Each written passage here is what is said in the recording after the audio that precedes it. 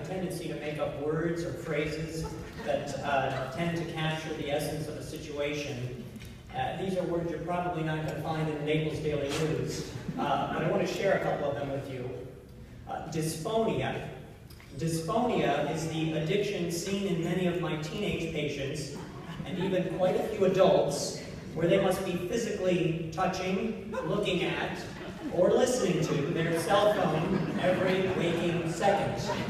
I think I have one of my teenage patients in here today. I think Christopher is here. I see over there.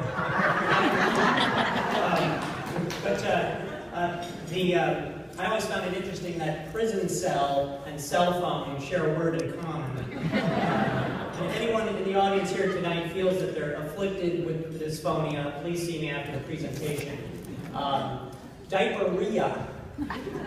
Diarrhea is a condition where a toddler will do anything in their power to shed their diaper so they can streak around the house naked.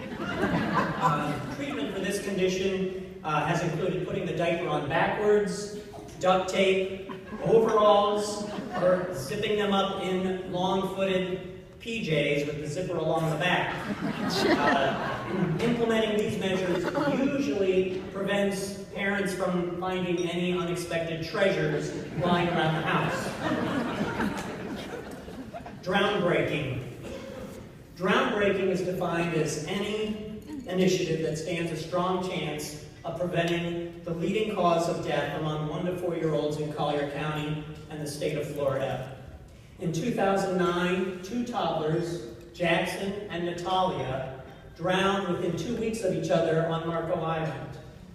The Naples Daily News quoted a police sergeant from Marco Island, and I'll never forget his words. He said that the ultimate tragedy would be for people not to learn from these tragedies.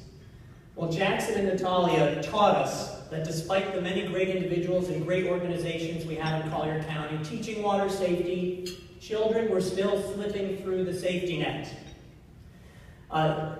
We learned from Natalia and Jackson that the only way to overcome the great problems adversely impacting Collier County youth was through better communication and collaboration, and hence the NCH Safe and Healthy Children's Coalition of Collier County was formed.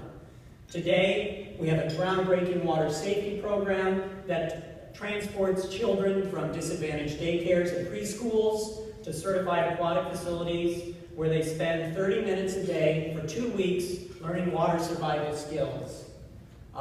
We have taught over 1,000 children to date, and some of those children include those with special needs, such as those diagnosed with autism or blindness. Just last summer, we lost another toddler, Daniela. She drowned during a family picnic at Sugden Park. We reacted quickly to Daniela's death. The coalition did by setting up another groundbreaking program called Kids Don't Float, Life Jackets Do. We currently have life jacket loaner stations now at 5 popular county parks and recreation sites with beach and lake access. And children or adults visiting one of these park sites can borrow a Coast Guard certified life jacket during their aquatic activities and then return it when they're finished. And we're hoping to expand this to 3 more sites in the city of Naples within the next couple of months. I absolutely love taking care of children, but there are many other pediatricians equally deserving in Collier County who have earned their patients' hugs and their parents' trust. My challenge to all primary care doctors is that in order to stay relevant and revered in our community, we must periodically leave the confines of our office walls and embed ourselves in churches, schools, and service agencies like the Coalition. Instead of getting better at treating patients who are sick, we need to invest a little more of our time and talent in the community so that people are less apt to become sick in the first place. We need to help make the healthy choice the easy choice for our patients. And my other challenge today is that everyone here in the room should make a conscious effort to nominate someone they know for awards such as this one. I hold in high esteem the people who carve a little time out of their crazy day to recognize the fine job that someone else is doing. I want to thank Deb Millsap from the Health Department for nominating me. I want to thank her boss, Dr. Joan Colfer from the Health Department, who just retired a week ago as the director.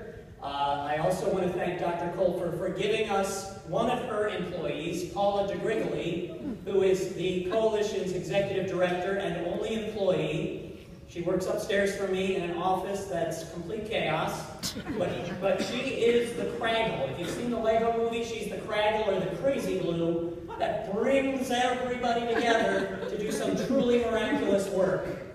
I also want to thank everybody at Table 14 for being here today. All of you deserve this award as well on behalf of what you do for children, but I don't think Mr. Lyman would appreciate me trying to break this up, divvy this up into a few pieces up here on stage.